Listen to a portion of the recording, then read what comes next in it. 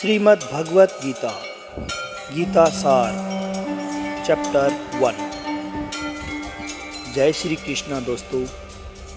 भगवत गीता और भगवत गीता के ज्ञान पर असंख्य लोगों ने काम किया है। न जाने कितने ही अनुष्ठान आपने सुने भी होंगे, परंतु मैं सांवर चौधरी आज आपके समक्ष प्रस्तुत कर रहा हूँ श्रीमद् भगवत गीता की एक और नवीन व्याख्या।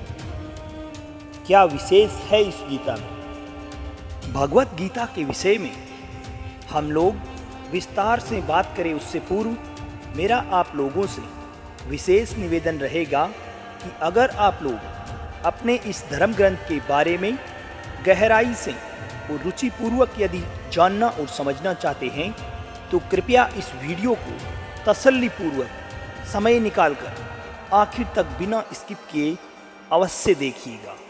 मेरा पूर्ण विश्वास है कि आपके मन में शांति मिलेगी। गीता में अगर कुछ विशेष है तो वह है श्री कृष्ण।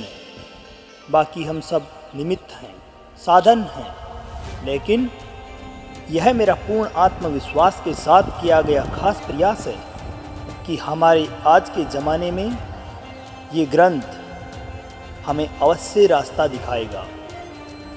आसानी से हम सब गीता को समझ पाएं तथा दैनिक दिनचर्या में इसका उपयोग कर पाएं। वैसे गीता के बारे में बहुत कुछ कहा गया है, सुना गया है। शायद ही ऐसा कोई अन्य धर्म ग्रंथ होगा जिस पर कि इतना लिखा गया हो। ऐसा क्या है गीता में जो समय समय पर यह और भी रोचक और मार्गदर्शक होती जा रही है? अगर साधारण बोलचाल की भाषा में बात करें तो भगवत गीता एक जवाब है इस संसार के प्रश्नों का। जीवन से जुड़ा ऐसा कोई प्रश्न नहीं जिसका कि उत्तर श्री कृष्ण गीता में नहीं देते हों। हमारे मन के तमाम दुख, परेशानी, चिंताएं या किसी भी प्रकार का आवेग, किसी भी तरह की दुविधा, दुनिया के हर धर्म संकट का एकमात्र जवाब कोई है तो वह है गीता। श्रीमद् भगवत गीता में 18 अध्याय और प्रत्येक अध्याय में वेदों तथा उपनिषदों का सार है। अरे भाई, इसे आप उपनिषद और वेद समझकर भयभीत मत होइए। यह बिल्कुल भी मत सोचिए कि यह हमारे और तुम्हारी समझ से परे है। वर्तमान के इस लोक में आप अपने आप को अर्जुन समझिए, क्योंकि अर्जुन की हर परेशानी, हर शंका और हर दुविधा को वैसे देखा जाए तो हमारी ही परेशानी है और हर परेशानी का हल बता रहे हैं भगवान श्री कृष्ण। आप लोग कृष्ण को सिर्फ अर्जुन का सारथी ही मत मानिए, अपने जीवन का सारथी भी मानिए। उनके कहे अनुसार हम और आप चलेंगे तो मैं पूरे विश्वास के साथ ये कह सकता हूँ कि जीवन की तमाम परेशानियों, चिंताओं से हम छुटकारा पा जाएंगे। इस दृष्टांत में वेद उपनिषदों की और ज्ञान की बड़ी बड़ी बातें नहीं होंगी दोस्तों। यहाँ पर जीवन की सच्चाई पर आधारित ही बातें की जाएगी। तो चलिए, मैं सांवर चौधरी आपको ले चलता हूँ भगवत गीता के 18 अध्यायों के इस सुनहरे सफर पर। अध्याय 1, अर्जुन विषाद योग। गीता का प्रथम अध्याय है अर्जुन विषाद योग। यहाँ शुरुआत होती है धृतराष्ट्र के सवालों से। धृतराष्ट्र जानना चाहते हैं कि युद्ध में क्या हो रहा है, उनका पुत्र दुर्योधन और उसकी सेना क्या कर रही है, साथ ही पांडुपुत्रों की सेना क्या कर रही है। उसके बाद दोनों सेनाओं के सूरवीरों का वर्णन तथा तत्पश्चात आता है अर्जुन का विषाद, अर्जुन का दुख, उसका धर्म संकट, उसके जीवन में उत्पन्न समस्याएं। तो आइए सुनते हैं अर्जुन विषाद योग। धृतराष्ट्र उवाच धर्मक्षेत्रे कुरुक्षेत्रे समवेतायुयुत्स्वः मामकः पाण्डवाश्चैव किं कुर्वत संजयः। धृतराष्ट्र संजय से पूछते हैं कि कुरुक्षेत्र में एकत्रित हुए मेरे तथा पांडु के पुत्र क्या कर रहे हैं। धृतराष्ट्र जानना चाहते थे कि युद्ध क्षेत्र पर आखिर हो क्या रहा है। धृतराष्ट्र अंधे थे, देख नहीं सकते थे, लेकिन सिर्फ आँखों से अंधे थे, मन और मस्तिष्क से नहीं। उन्हें यह पता था कि वह धर्म के साथ नहीं है, क्योंकि धर्म तो वहाँ होता है जहाँ श्री कृष्ण होते हैं। अपने पुत्र मोह में उन्होंने शांति की जगह युद्ध चुना था, लेकिन वह जानते थे कि इस युद्ध को जीतना आसान नहीं होगा। जब भी हम अपने जीवन में कुछ गलत कर रहे होते हैं तो हम स्वयं भी इस बात से परिचित होते हैं दोस्तों कि हमारे किए का नतीजा शायद अच्छा ना हो, और ऐसा ही धृतराष्ट्र के साथ भी हुआ। इसी डर और इसी आशंका में दिखते हैं वो। संजय उवाच दृष्ट्वा तु पाण्डवानीकं व्यूढं दुर्योधनस्तदा आचार्ये मुखसंगम्ये राजा वचनं ब्रवीत। संजय आँखों से देखा हाल बताते हुए उत्तर देते हैं कि हे राजन, दुर्योधन पांडवों की सेना के व्यूह को देख रहे हैं तथा गुरु द्रोणाचार्य को जाकर कहते हैं। संजय को दिव्य दृष्टि प्राप्त थी। युद्ध भूमि से दूर रहते हुए भी वह युद्ध को देख सकते थे। वह जो देख रहे थे वही बता रहे थे। इसमें वह अपनी तरफ से कुछ नहीं बता रहे थे, सिर्फ आँखों देखा हाल बता रहे थे युद्ध का। अर्थात जिस प्रकार से हम लाइव कमेंट्री सुनते हैं, इसी प्रकार संजय भी धृतराष्ट्र को आँखों देखा हाल सुना रहे हैं। इस प्रकार संजय की दिव्य दृष्टि का ही ये कमाल है कि आज हमें गीता सुनने को मिल रही है। पश्यतां पाण्डुपुत्राणाम् आचार्य महतिं चमूं व्यूढां द्रुपदपुत्रेण तव शिष्येण धीमता। हे आचार्य, द्रुपद पुत्र धृष्टद्युम्न जो आपका ही शिष्य है, उसी के द्वारा रचित पांडवों की इस बड़ी भारी सेना के व्यूहाकार रचना को देखिए। व्यूह रचना का अभिप्राय है कि किस प्रकार से युद्ध भूमि में योद्धा खड़े हुए हैं। एक ऐसी रचना जिसको भेद कर सेना के भीतर घुसना नामुमकिन हो, और यदि कोई उसमें घुसने में सफल हो भी जाता है तो किसी भी हालात में बाहर नहीं आ सकता।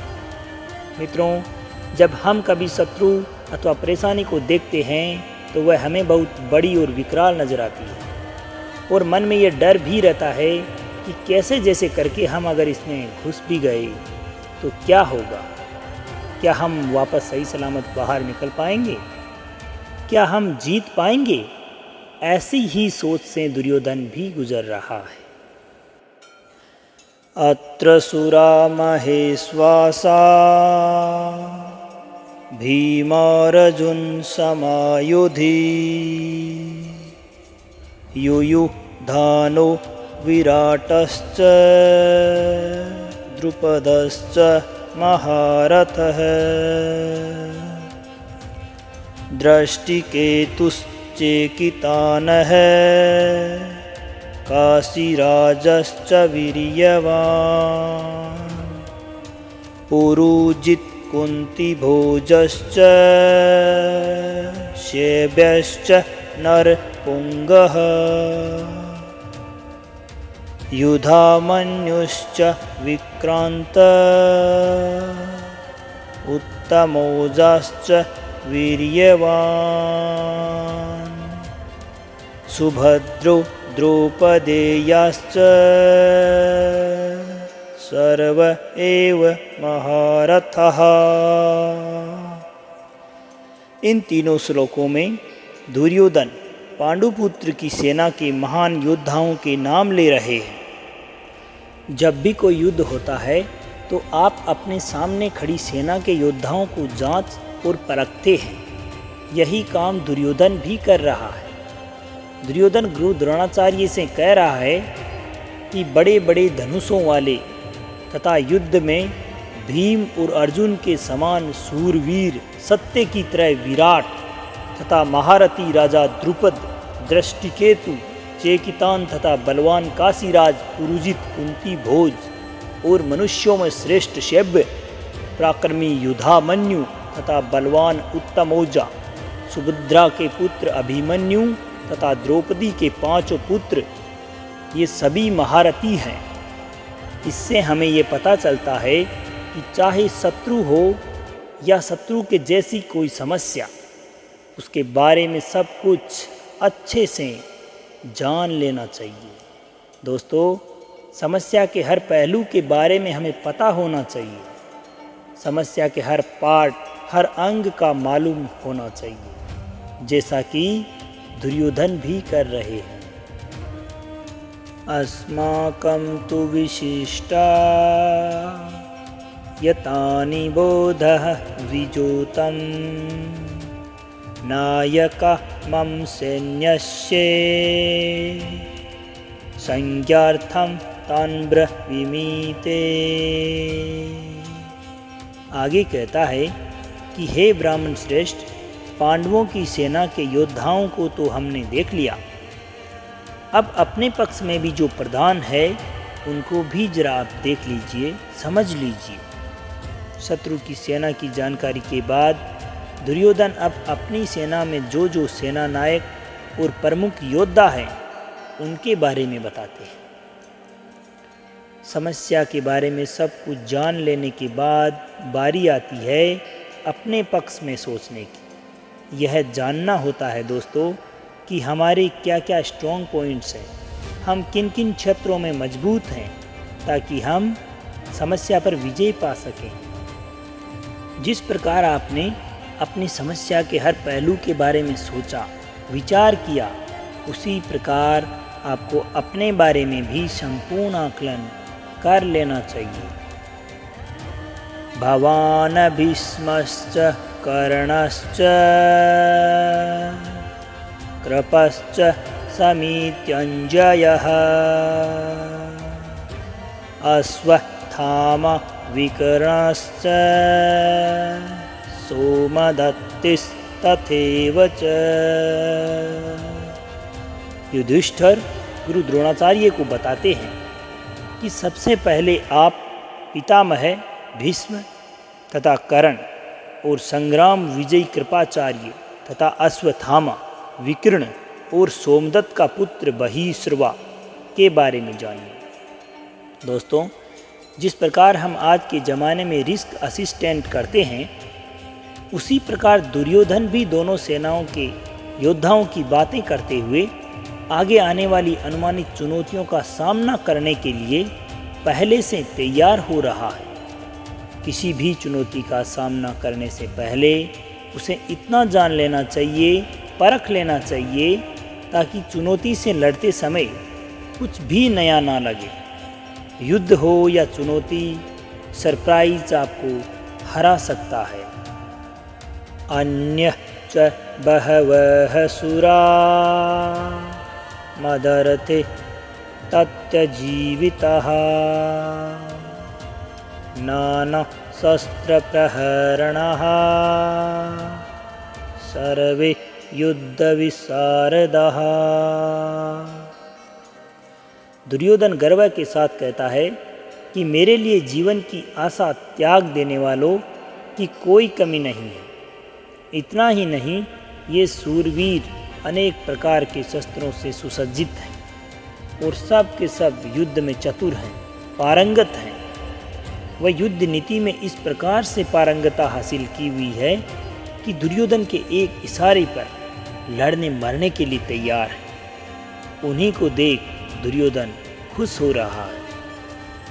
दुर्योधन के साथ युद्ध में लड़ने के लिए सूरवीर थे जो उसके लिए मरने के लिए तैयार हैं। लेकिन आप जब अपने जीवन में चुनौती से लड़ते हैं तो आपके साथ कौन होता है?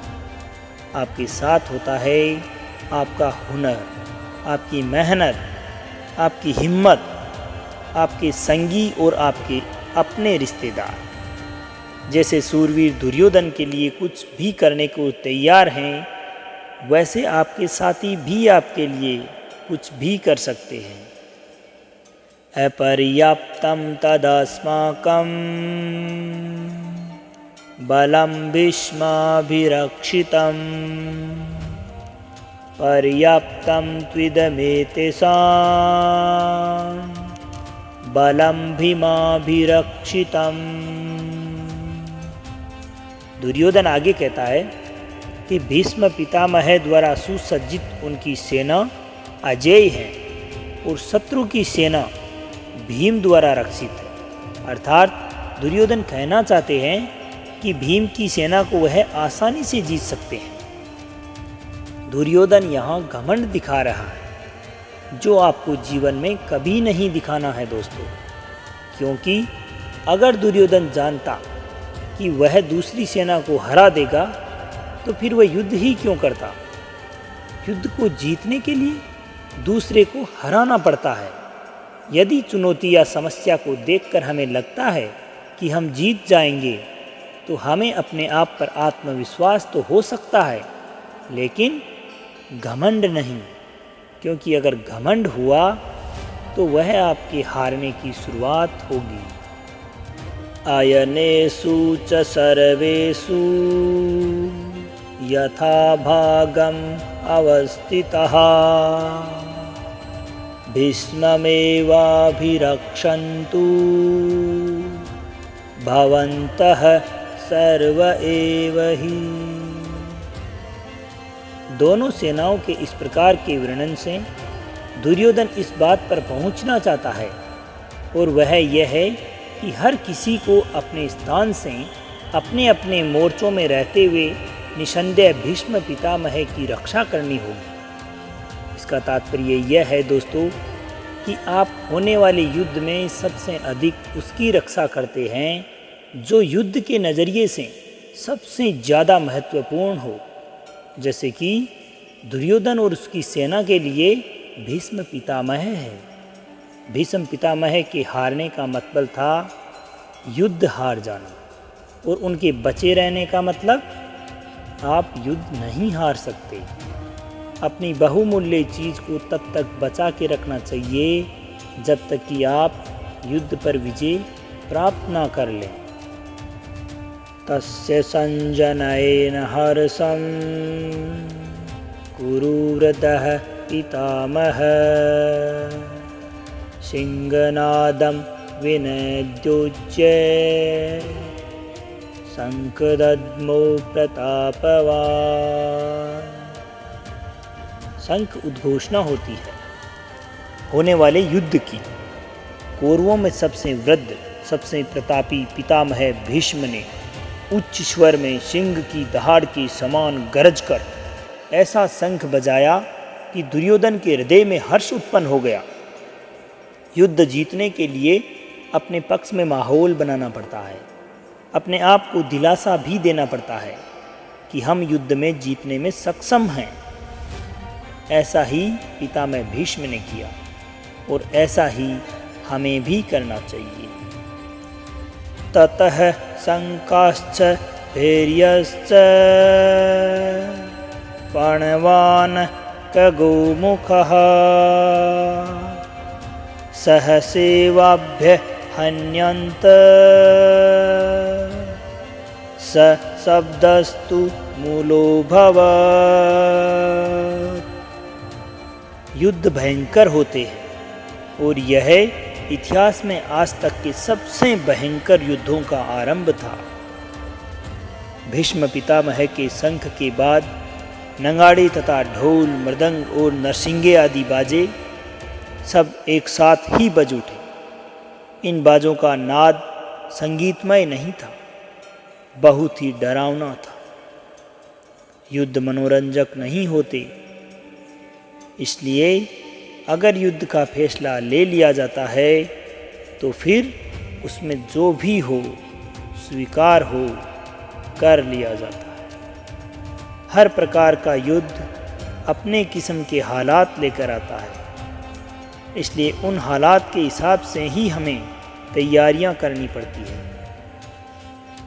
ततः श्वेतैर्हयैर्युक्ते महति स्यन्दने स्थितो माधवः पाण्डवश्चेत् दिव्यो शंखो प्रदमतु। अब बारी थी पांडु के पुत्रों की। सेना के शंखनाद की। सफ़ेद घोड़े से युक्त उत्तम रथ में बैठे हुए श्री कृष्ण और अर्जुन ने भी अपने अपने अलौकिक शंख बजाए। युद्ध में जब तैयारियां होती है ना, तो दोनों पक्ष से होती है। दोनों ही पक्ष अपनी विजय का अपनी सेना को भरोसा दिलाते हुए शंखनाद करते हैं।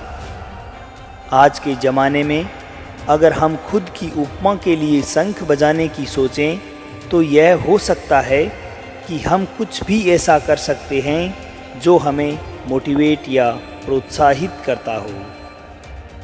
पांचजन्यम ऋषिकेशो देवदत्तं धनंजयः पौंड्रम दद्मो महाशंख भीमकर्म प्रकोदरः। श्री कृष्ण के शंख का नाम है पांचजन्य, अर्जुन के देवदत्त। भयानक कर्म वाले भयानक भीमसेन ने अपना पौंड्रम नामक शंख बजाया। अपने जीवन में इसी तरह से हम भी अपने युद्ध, अपनी चुनौतियों का सामना करने के लिए, जीवन में आगे बढ़ने के लिए अपने मोटिवेशन शंख चुन सकते हैं। अर्थात हमें अपने लक्ष्य को पाने के लिए हमें उस प्रत्येक चीज़ को शंख चुन सकते हैं जो हमें प्रोत्साहित करती हो, मोटिवेट करती हो अपने लक्ष्य के प्रति। उस लक्ष्य को हासिल करने के हेतु हमें सदैव प्रेरित करने वाली प्रत्येक चीज़ को हम शंख चुन सकते हैं। कुछ लोगों के लिए संगीत ऐसा काम करता है, तो कुछ लोगों के लिए भगवान को याद करना, या कुछ के लिए माता पिता का आशीर्वाद। अपने शंख आप स्वयं चुनिए और युद्ध के लिए तैयार हो जाइए। अनंत विजयम राजा कुंतीपुत्रो युधिष्ठिर नकुलः सहदेवश्च सुघोषमणिपुष्पको। पांडुपुत्रों में सबसे बड़े भाई कुंतीपुत्र राजा युधिष्ठिर ने अपना अनंत विजय नामक शंख बजाया और नकुल तथा सहदेव ने सुघोष और मणिपुष्पक नामक शंख बजाए। तो दोस्तों, मोटिवेशन तो सबको चाहिए। आपने देखा, युद्ध जीतने के लिए सब अपने अपने तरीके से प्रयास कर रहे हैं। काश्यश्च परमेश्वास शिखंडी च महारथः दृष्टद्युम्नो विराटश्च सात्यकीश्च पराजितः द्रुपदो द्रौपदेयाश्च सर्वशः पृथ्वीपते सौभद्रश्च महाबाहु शंखान् दद्मो पृथक् पृथक्। प्रत्येक शंख की एक अलग ध्वनि है, एक अलग अस्तित्व है। युद्ध का प्रत्येक योद्धा अपना अपना शंख बजाकर अपनी उपस्थिति दर्ज करा रहा है। श्रेष्ठ धनुष वाले काशीराज और महारथी शिखंडी एवं दशद्युम्न, राजा विराट और अजेय सात्यकी, द्रुपद और द्रौपदी के पांचों पुत्र और बड़ी भुजाओं वाले सुभद्रा पुत्र अभिमन्यु हैं।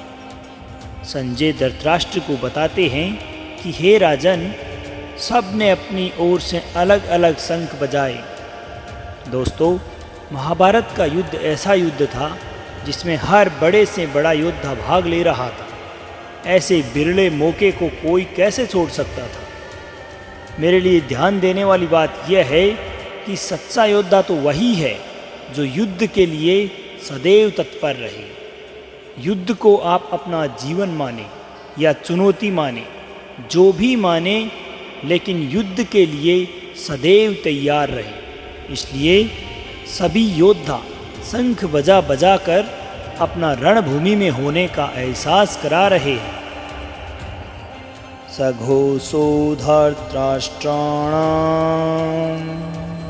हृदयानि वेदारय नभश्च पृथ्वीं चे तुमुलो वेणुनादयन्। युद्ध से पहले जैसे आप शत्रु को अपनी शक्ति दिखाकर डराने का प्रयास करते हैं, वैसे ही यहाँ पे भी हो रहा है। संजय कहते हैं कि उस भयानक शंखनाद के शब्द ने आकाश और पृथ्वी को भी गुंजाते हुए धृतराष्ट्रों के अर्थात आपके वालों के हृदय विदीर्ण कर दिए हैं। जब आप होंकार भरकर चढ़ाई करते हैं तो बड़े से बड़े शत्रु को भी आपका डर लगने लगता है।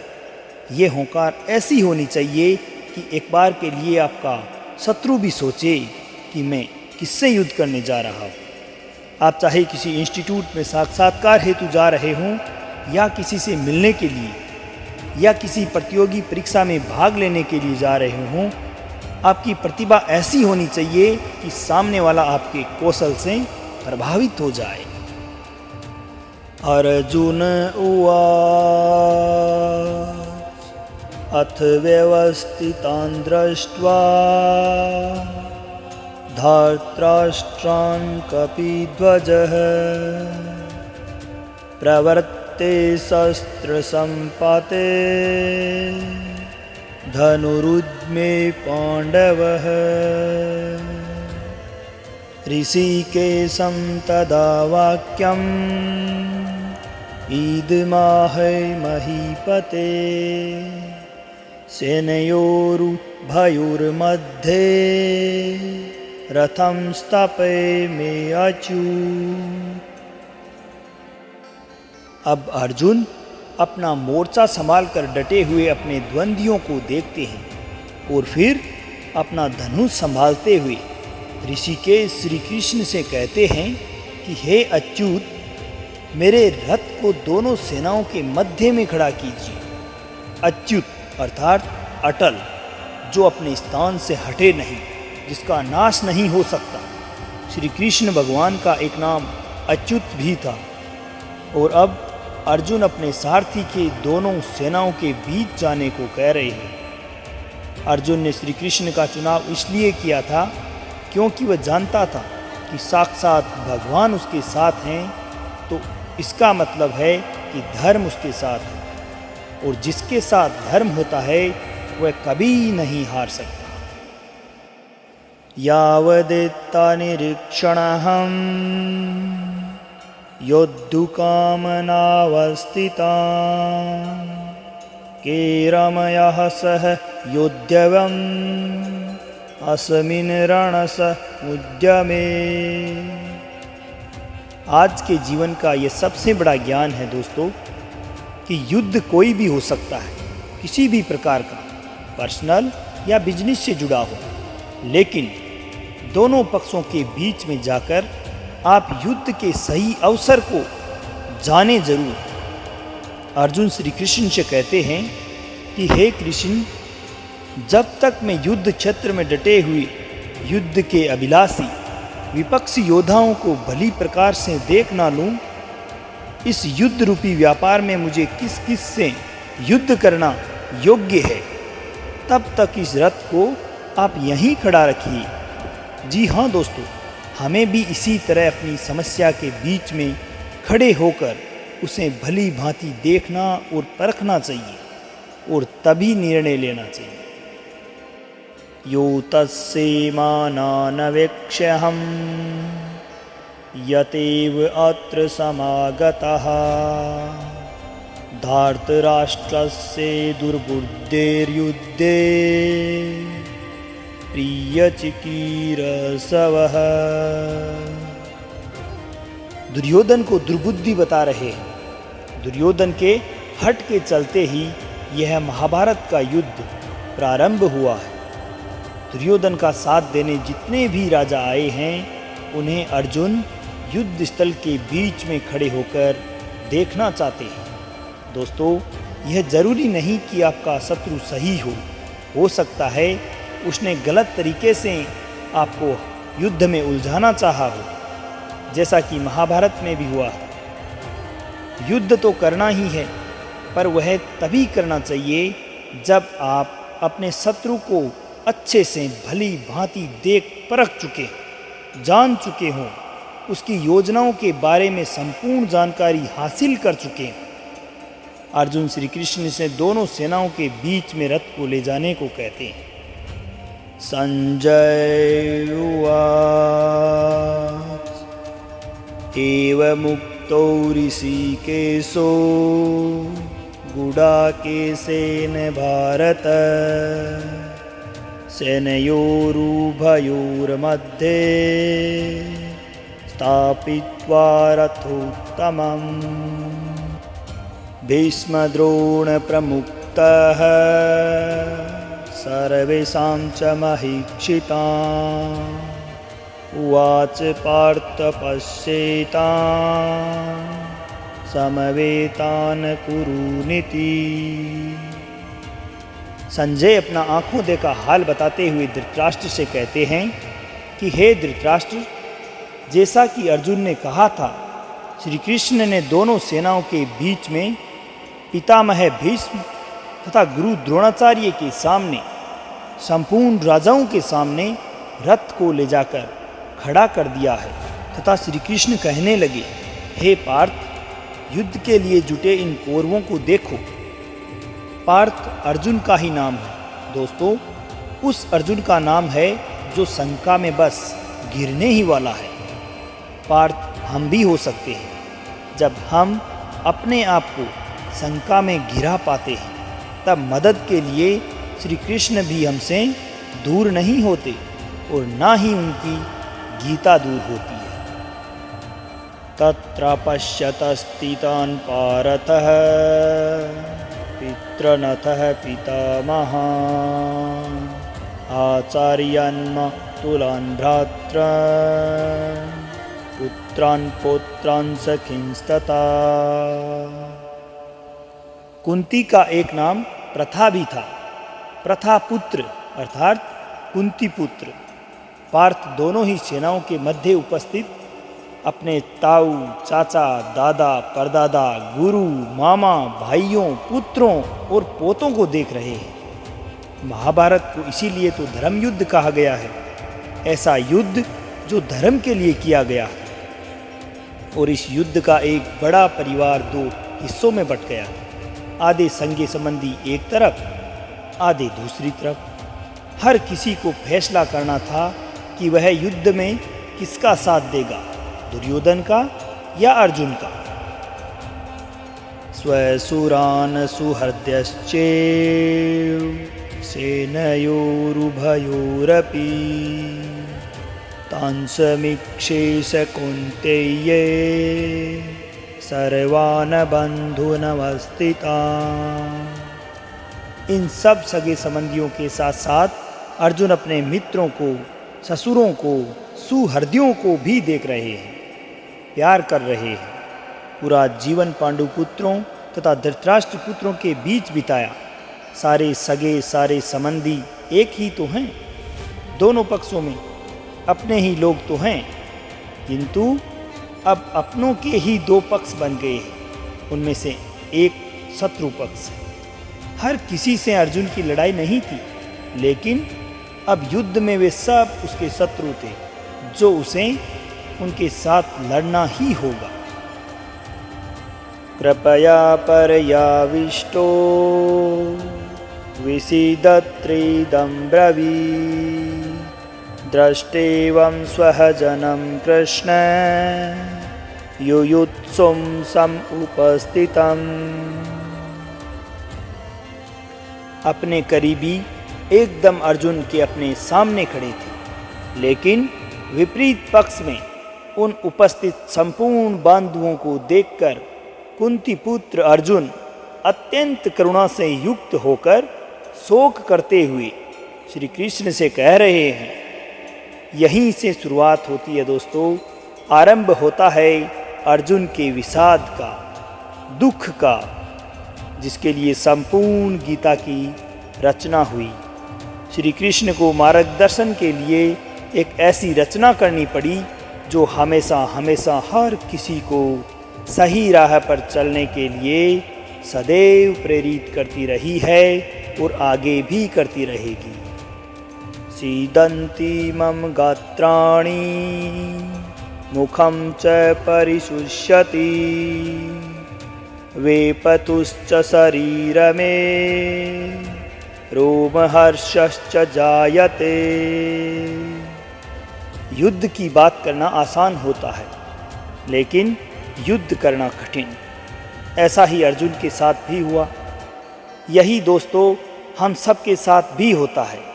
ऐसी ही शंका का निवारण, ऐसी असमंजस स्थिति से उभरने की शिक्षा हमें श्री कृष्ण द्वारा गीता से मिलती है। दुखी अर्जुन कहते हैं कि हे कृष्ण, युद्ध क्षेत्र में डटे हुए युद्ध के अभिलाषी इस स्वजन समुदाय अपनों को देखकर मेरे अंग शिथिल होते जा रहे हैं, ठंडे पड़ रहे हैं, जैसे अंगों में शक्ति ही ना रह रही हो, तथा मुख सूखा जा रहा है और मेरे शरीर में कंप रोमांच हो रहा है, अर्थात कंपकपी छूट रही है। ऐसा हमारे साथ भी होता है ना, कि जैसे कि हम युद्ध के सम्मुख होते हैं, ऐसा लगता है जैसे हमारी शक्ति ही खत्म हो रही हो। परीक्षा की घड़ी के समय भी ऐसी ही घबराहट होती है ना।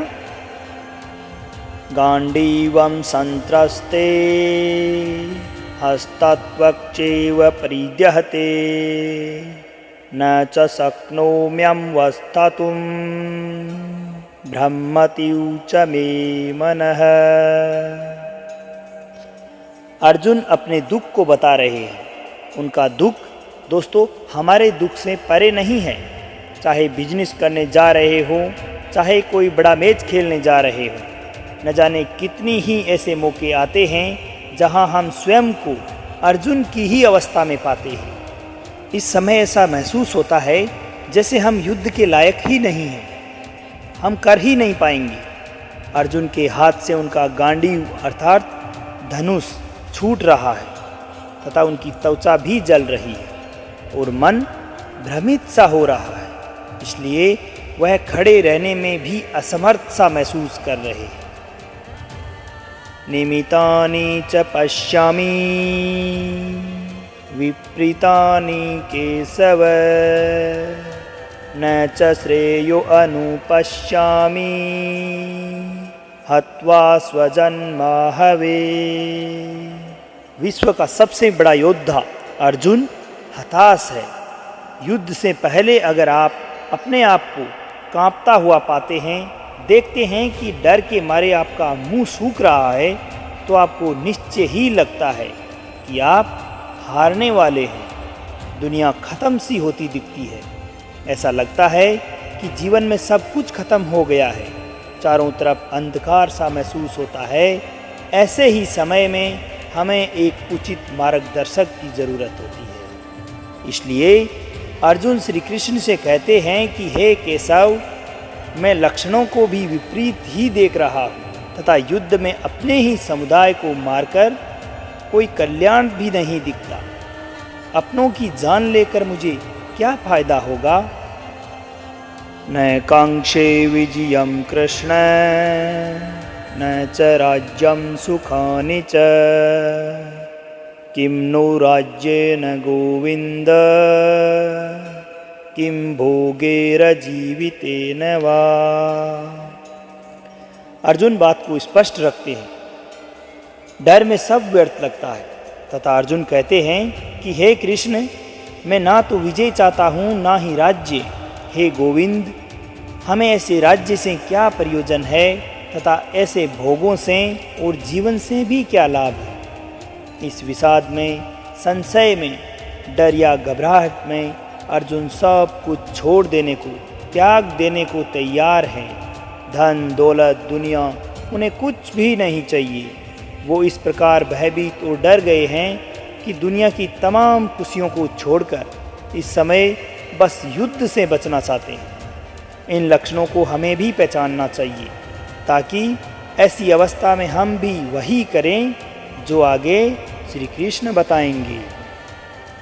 ये सारमथे कांक्षितम नो राज्य भोगा सुखानि च त इमे अवस्थिता युद्धे प्राणामस्ते कत्वा धनानि च।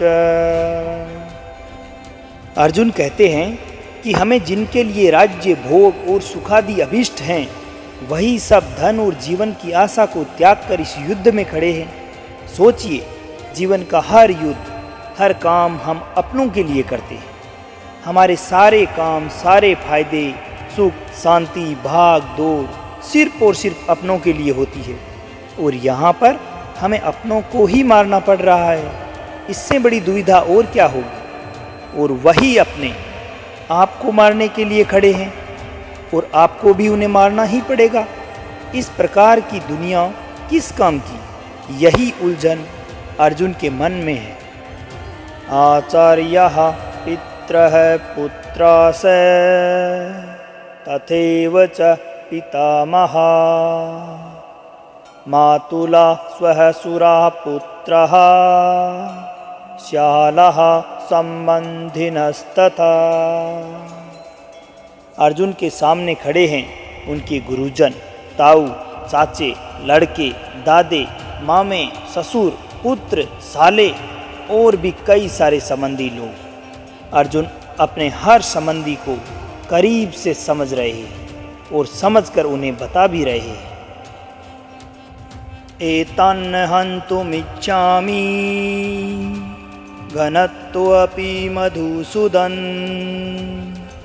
अपि त्रैलोक्ये राज्यस्य हेतुः किं नु मही कृते। अगर आप युद्ध करने का निर्णय ले लेते हैं तो क्या आप ये कह सकते हैं कि मैं इस शत्रु को मारूंगा और उसे नहीं। युद्ध में तो हर कोई एक सैनिक होता है और अगर वह सैनिक शत्रु पक्ष का है तो आपने उसे मारना ही है।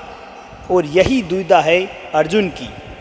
इसको वह बता रहे हैं, हे मधुसूदन, मुझे मारने पर तथा तीनों लोकों के राज्य हेतु भी मैं इन्हें मारना नहीं चाहता। फिर पृथ्वी के लिए तो कहना ही क्या। देखा दोस्तों, 3 लोकों का राज्य भी अर्जुन को नहीं चाहिए। अगर उसको अपनों का वध करना पड़ता है तो उसे वह नहीं चाहिए। दोस्तों, जीवन में कई बार ऐसा समय आता है जब हमको जो सबसे प्रिय है ना, उसका त्याग करना पड़ता है, क्योंकि हमें अपने ध्येय की ओर बढ़ना पड़ता है। और अगर हम ऐसा करते हैं तो ही हमें अपने ध्येय की प्राप्ति होती है। तो क्या अपनी सबसे प्यारी चीज़ को हम त्याग सकते हैं?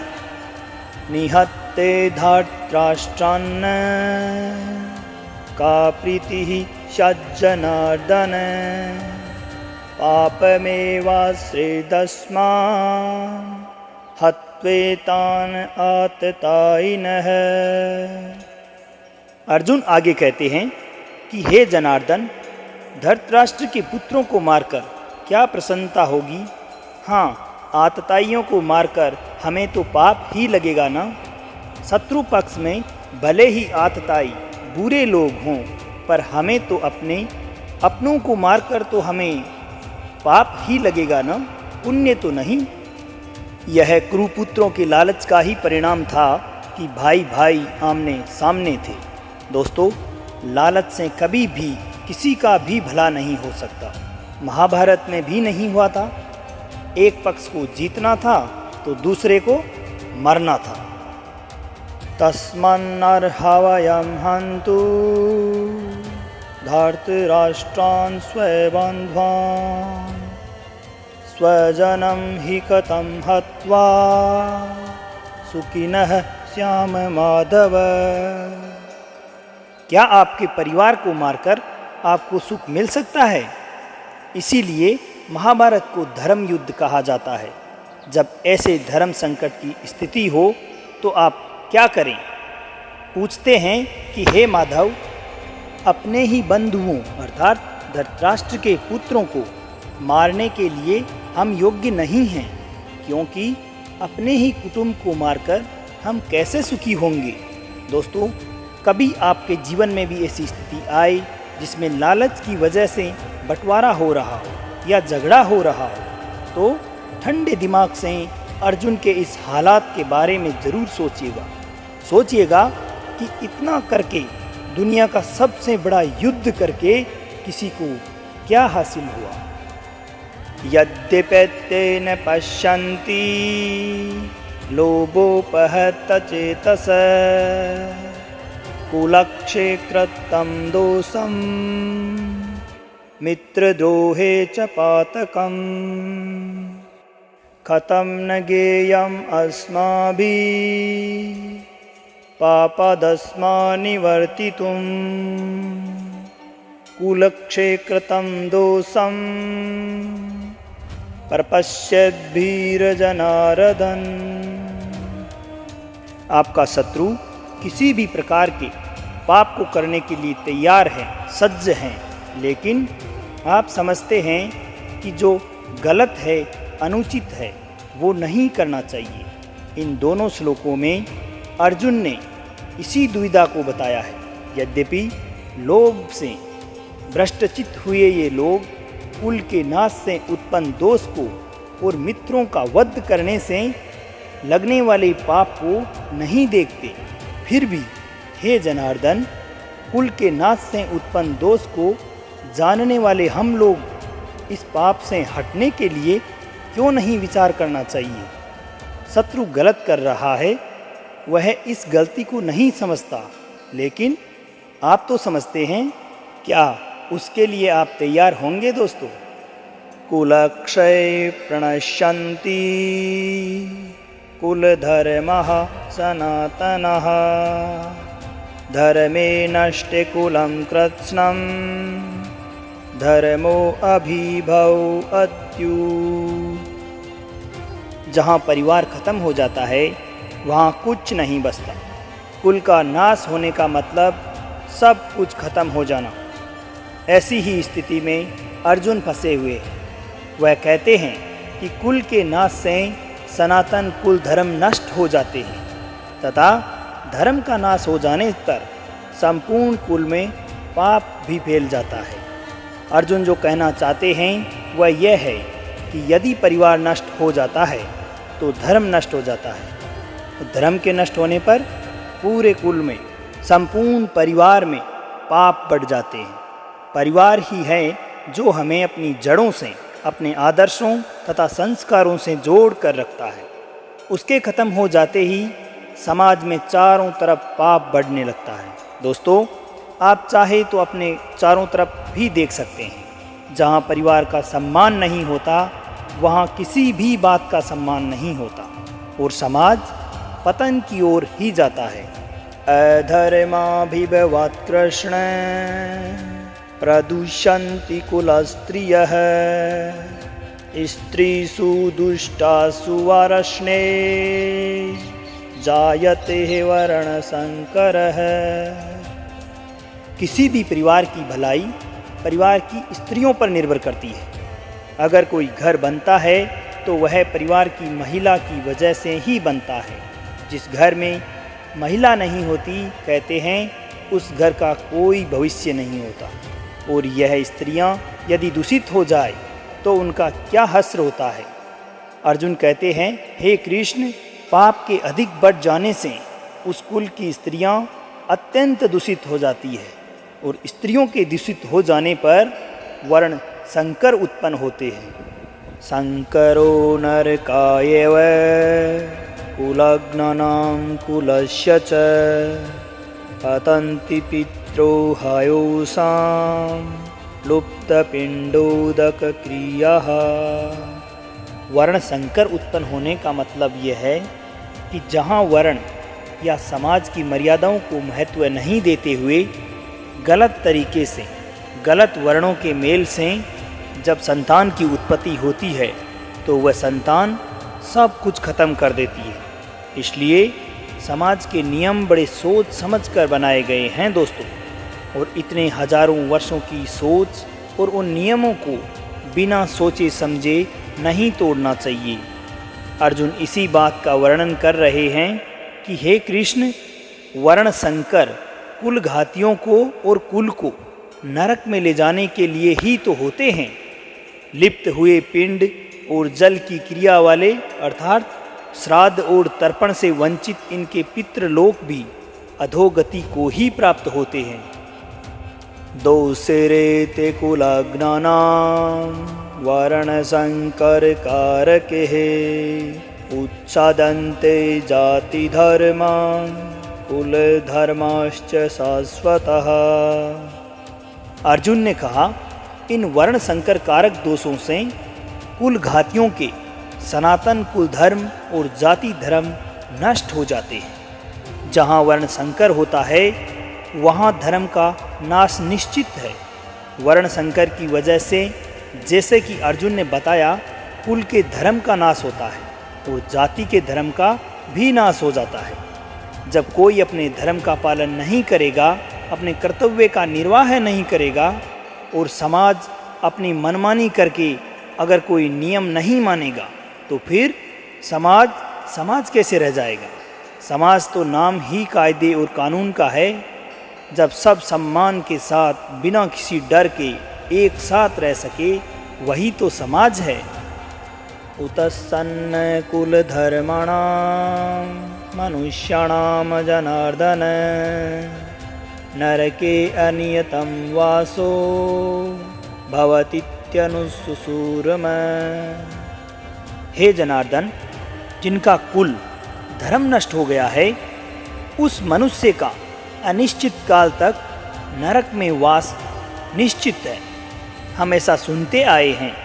महाभारत के समय कुल की मान्यता इतनी थी दोस्तों कि अगर किसी के कुल का नाश हो जाता था तो यह माना जाता था कि यह अब हमेशा के लिए नरक में ही रहेगा। इसलिए अपने कुल की रक्षा करना, उसके सम्मान को बचाना, उसका नाम रोशन करना इतनी बड़ी बात मानी जाती थी। अर्जुन ही नहीं, ऐसा हम भी सुनते आए हैं कि जो अपने धर्म का, कुल का सम्मान नहीं करते, वह सदैव नरक में ही जाते हैं। इसे आप ऐसे भी मान सकते हैं कि जिस स्थान पर धर्म नहीं होता, वह स्थान स्वतः ही नरक बन जाता है।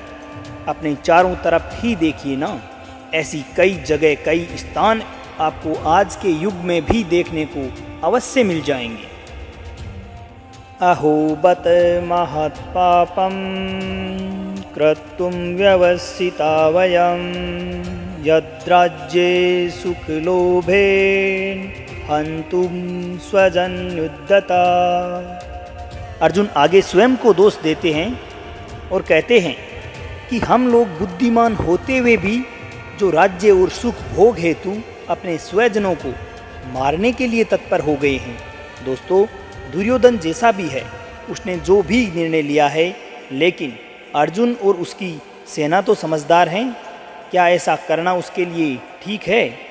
बेवकूफ़ का पाप शायद माफ़ भी हो जाए, लेकिन बुद्धिमान से बहुत कुछ अच्छा करने की उम्मीद की जाती है। तो क्या समझदार अगर युद्ध के लिए तैयार हो जाता है तो उसकी गलती की माफ़ी मिलेगी? अर्जुन को लगता है कि नहीं मिलेगी। यदि माम प्रतीकारं शस्त्रं शस्त्रपाणयः धर्तराष्ट्रः रणे हन्योस्तन्मे क्षेमतरं भवेत्। आंखें बंद करके किसी अपने के बारे में सोचिए जो आपका अपना है, जिसे आप बहुत प्रेम करते हैं, जिसकी गोद में आप सोए हैं, जिसके आंचल के साथ आप खेले हैं, चाहे वह आपसे बड़ा हो अथवा छोटा। क्या आप उसे मार पाएंगे? अरे इससे अच्छा तो आपको लगेगा कि उसके हाथों आप स्वयं मारे जाएं। यही बात अर्जुन कहते हैं। यदि मुझे शस्त्र रहित और सामना न करने वाले को शस्त्र हाथ में लिए हुए धृतराष्ट्र के पुत्र अगर रण में मार भी डालें तो वह मरना भी मेरे लिए अधिक कल्याणकारी होगा। संजय उवाच एवमुक्तावर्जुन संख्ये रथोपस्थः उपाविशत् विसृज्य ससरं चापं शोकसंविघ्नं मानसः। संजय, जो धृतराष्ट्र को इस महान युद्ध का आंखों देखा हाल बता रहे हैं, बताते हैं कि हे धृतराष्ट्र, रणभूमि में शोक से उद्विग्न मन वाले अर्जुन इस प्रकार कहते हुए बाण सहित धनुष को त्याग कर रथ के पिछले भाग में बैठ गए हैं। ये था गीता का प्रथम अध्याय, अर्जुन विषाद योग। जी हाँ, इसमें अर्जुन के दुखी होने की, उसके मन में शंका आने की, यही बातें हमारे सामने साफ उजागर होकर आती है इस पूरे अध्याय में। इसके बाद के अध्याय में श्री कृष्ण अर्जुन के दुख का, शंका का, परेशानी का तथा प्रश्नों का निवारण किस प्रकार से करते हैं उसके बारे में जानेंगे और सुनेंगे। तो दोस्तों, ये था भगवत गीता का प्रथम अध्याय, जिसमें अर्जुन को निमित्त बनाकर हम मनुष्यों के जीवन में आने वाले सभी प्रकार की परेशानियां, दुख तथा धर्म संकट और न जाने कितने ही प्रकार की विपदाएं जो जीवन में उत्पन्न होती है तथा जिनका निवारण हमारे पास नहीं होता, उन सभी विपरीत परिस्थितियों का बखान इस अध्याय में किया गया और जिसे आप तक पहुंचाया है सांवर चौधरी ने। मैंने अपनी तरफ से बड़ी सरल, सुंदर और साधारण भाषा में इसको प्रस्तुत करने का एक प्रयास किया है। इसके बाद के अध्याय में श्री कृष्ण अर्जुन के दुख, शंका, परेशानी तथा प्रश्नों का निवारण किस प्रकार से करते हैं उसके बारे में जानेंगे और सुनेंगे। इसके पश्चात दोबारा मुलाकात होगी दूसरे अध्याय में। तब तक के लिए स्वस्थ रहिए, मस्त रहिए और प्रेम से बोलिए श्री राधे राधे।